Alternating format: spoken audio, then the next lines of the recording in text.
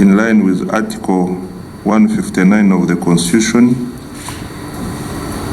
for the government to borrow up to $100 million from the Arab Bank for Economic Development in Africa private window, $50 million from the Arab Bank for Economic Development in Africa public window. Minister Musasiza abadde alabiseeko mu maaso g'ababaka abatuula ku kakiiko ka Paalamenti ak'ebyenfuna Jasinzidde n'ategeeza nti gavumenti yeetaaga okwewola ensimbi okuva ebweru esobole okuvujjirira abasuubuzi ne bamusiga nsimbi. This authorization of Parliament in line with Article 159 of the Constitution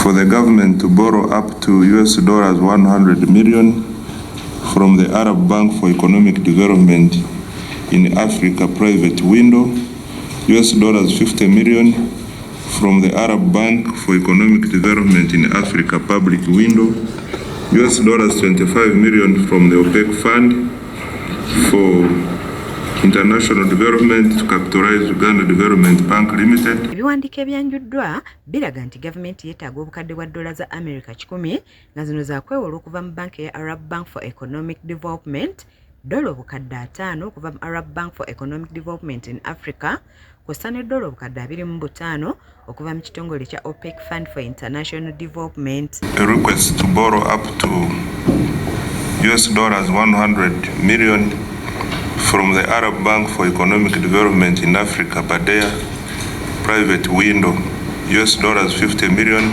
from the Arab Bank for Economic Development in Africa, Badea public window, and $25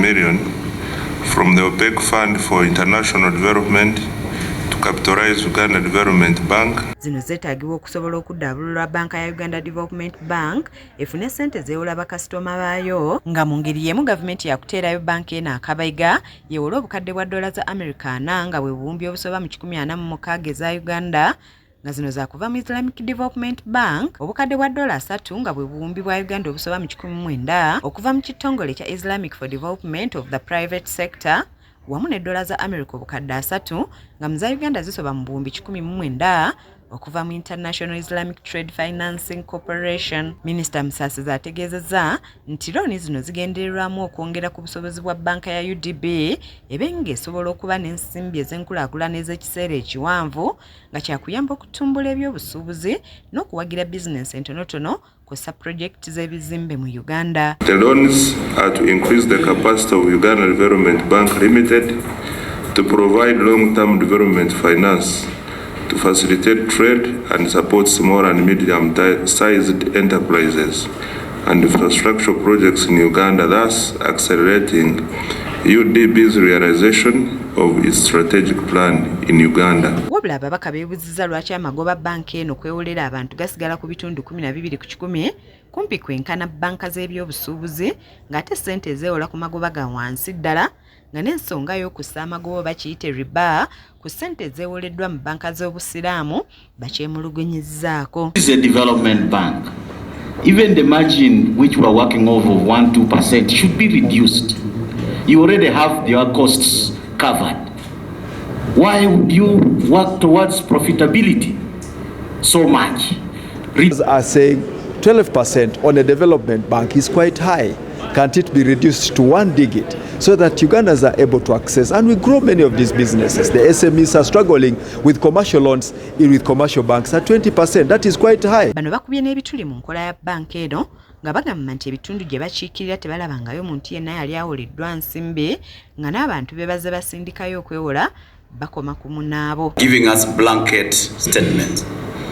We don't want to look at UDB as if it is a bank that is only concentrating in urban areas like Kampala. We want the UDB and the minister to be very clear. UDB is financed by taxpayers. Tell us, in Teso, these are the people who have benefited from UDB. Give us the list. In Karamoja, these are the people. In West Nile, these are the people. In Kisoro, these are the people who have benefited from UDB financing. Senkulu wa banka eno Patricia Ojangole Bano abategeezezza nti bakawola abantu mu disitulikiti ezisoba mu 5 ng'era mwetegefu okubalambuza pulojekiti zonna ze bazze bateekamu ensimbi. Frank Kaddu yakusakidde eggulire lino ku lwa KSTV Agaale.